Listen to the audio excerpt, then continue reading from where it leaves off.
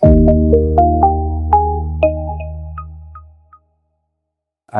Kumaraguru, Business Head of Naturals Training Academy, a division of CAT Center. Beauty and wellness was an industry I was never into. It was a challenge thrown at me, and I landed getting into this particular position.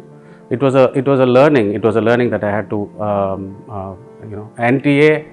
We started off as is our usual process. We set off by setting up our own academy, and we went through one or two cycles of business. Let's say 1 year or 2 years of business we actually went into. We understood the business. We learnt about how this has to be productized, how you have to create a product out of it, and a franchisable product at that. And now I think we're all set. Initially we set up a second academy at Bangalore, which gave us a little more learning, a new territory, new learnings. Post which we signed up with 10 centers across India, again learnings from them, and now we are around 30 centers strong, aiming at 100 within the end of 2022. That's a stiff target considering Corona situation, but I'm sure our product is good enough, and we'll be able to achieve the 100 number, the magical number. The scope for beauty training in India, I'm sure you understand that we belong to the Naturals network of salons. Being the largest network of salons, the one biggest problem that we face is the dearth in skilled manpower, right? And as a major player in this domain, Naturals has taken it up on itself to create its own resources. And thus Naturals Training Academy was born. So initially we had set off by training people, bringing in manpower from the northeast, training them, placing them across India. We also thought there was a lot more value in commercial training, where people who are interested would be able to get themselves trained, not only for a career but also for their entrepreneurial interests and as a hobby also. So that being the case, there is a lot of scope, basically because new age careers, when we're talking about new age careers, beauty and wellness is one among the industry which does offer a new age career for the aspiring people from the lower socioeconomic background. Even the middle income group in the urban areas do choose this for their careers, this beauty and wellness for their career. It's a wonderful place to be, considering the opportunities that are available.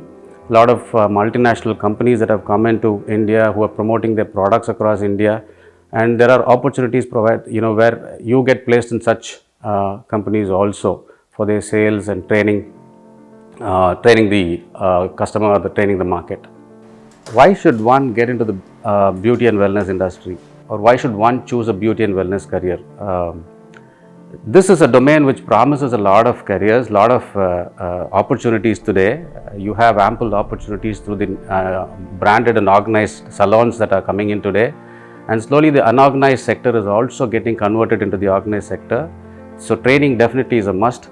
And the people who choose training and who get trained are definitely going to make it big when this industry gets into the organized sector completely. You also have a lot of international companies, international product companies coming into India and selling their products. There's a lot of requirements, there's a lot of acceptance for these products, because people are today very much aware of beauty and the awareness is high, the need is high, the interest is high, the acceptance is high, and the affordability also is high, considering that people are choosing all these services and products, and thereby there's a huge boom in this industry waiting to happen. And this is the right time for people to get into this industry. People in this industry get paid 15 to 65,000 rupees plus incentives, plus perks, and it's a comfortable work environment and a safe work environment. Moreover, it is a stable environment, a stable work that they get into. It promises a lot of security, job security, and there are opportunities are extremely high. Like we export people abroad, where people migrate abroad as nurses and other skilled. Our beauty professionals are also in great demand across Middle Eastern countries, and I'm sure there are overseas opportunities also which they would really be interested in. We have to speak about the challenges in this industry. Basically, how training has been done across this particular sector is a major challenge in itself. Basically, because we find ultimately we have to understand that this this sector was basically a community-driven sector.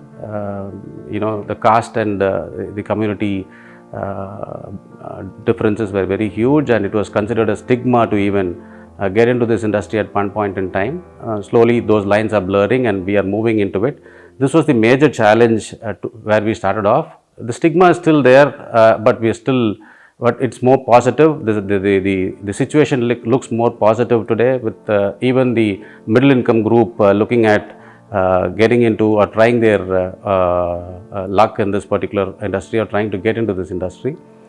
The other challenge is the entrenched training methodology in this industry is another challenge, basically because people who themselves don't have knowledge of anatomy have got into training and are training people today.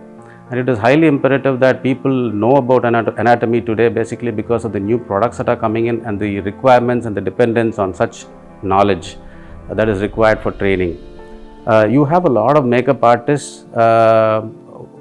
When it is not a bridal season, probably they set up a training program for probably 2 days, 3 days. They set up a training workshop for 2 days and 3 days and finish the training. It's a rounded off training for 2 days or 3 days. It's a look and learn. But ultimately, the learning does not get transferred to the student. While the student thinks that he's undergone training, has he actually undergone hands-on training which is required for him to survive in this beauty industry? I would say it's a big no. There has to be a little formal approach to such training. And this formal training, though training is being there, it isn't the formal structured training that is happening today in this industry. And you have a lot of celebrity artists also who do training. Ultimately, people do go to such places believing that they're going to get trained by the celebrity artists, but which is actually not the reality. And the training that they get, is it sufficient for them to build a career out of? I'm sure that isn't enough. I think we're looking at a formal approach today to training, a structured approach to training from a fresher to a professional. There is a stage-wise learning that we have. We have about 16 courses that we have, which are tailor-made to ensure that people move from module to module and are trained professionally. As a part of beauty and wellness, makeup is a separate division which is a part of beauty and wellness, which singularly is capable of creating a lot of revenue for an individual. People do get into such makeup artist careers. People move into movies, ad films as makeup artists. They also land up as entrepreneurs or beauty consultants, and such beauty consultants get paid anywhere close to 15,000 rupees to probably ₹1.5 lakh per day. If their networking skills are very high, the sky is the limit. And we have seen plenty of such makeup artists making it big in our state of Tamil Nadu, across India also.